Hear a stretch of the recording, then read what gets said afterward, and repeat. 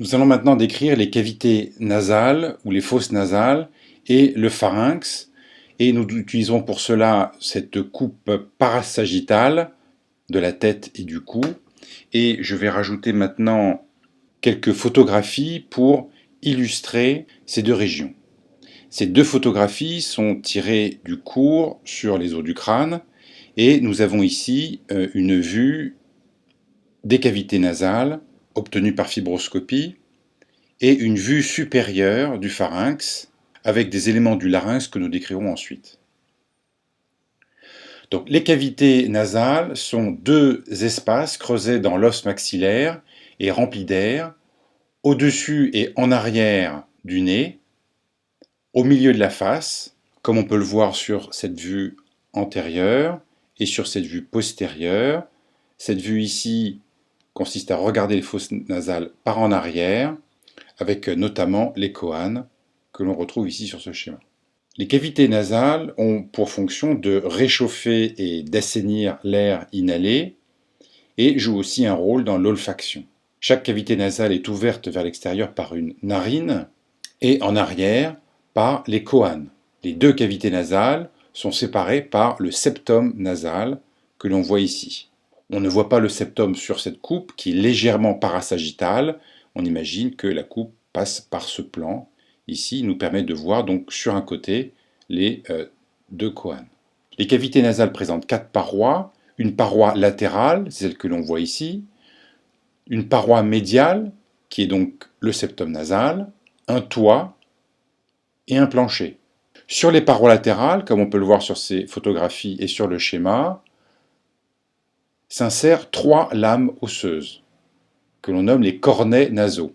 Ces cornets nasaux augmentent la surface muqueuse en contact avec l'air et donc participent à la filtration et au réchauffement ainsi qu'à l'humidification de l'air.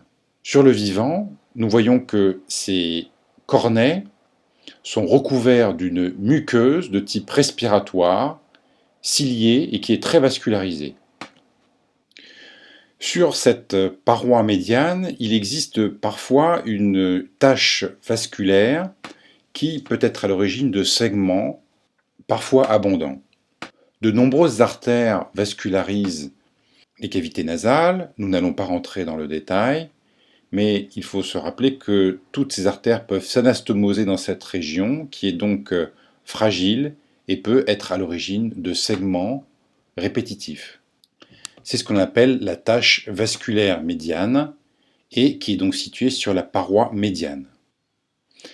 Les cavités nasales communiquent avec des cavités pneumatiques creusées dans les os voisins, notamment les sinus ethmoïdes, frontaux, sphénoïdaux en arrière et maxillaires sur les côtés, qui forment des caisses de résonance jouant un rôle phonatoire.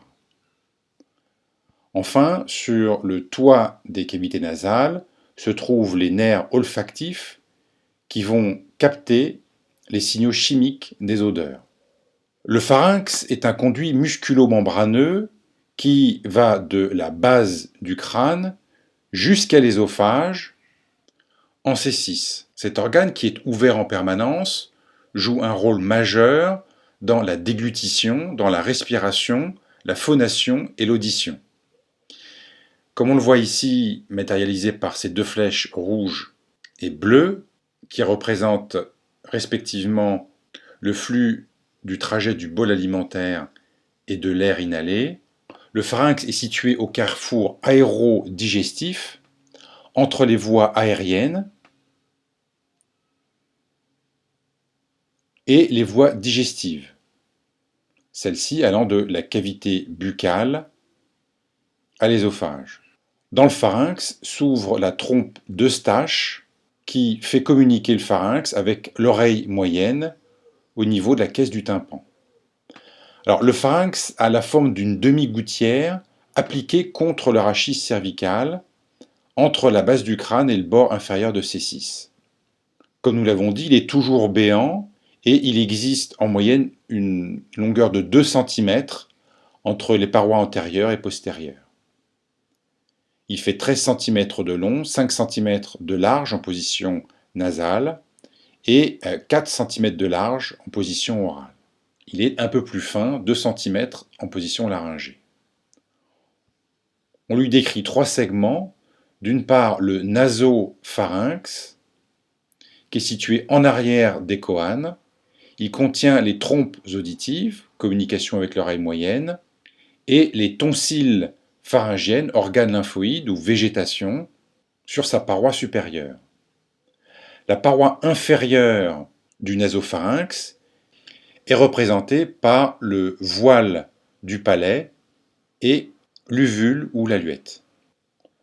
L'oropharynx est en arrière de l'isthme du gosier et est donc en continuité avec la cavité buccale, est limité en haut par le voile du palais et en bas par la base de la langue.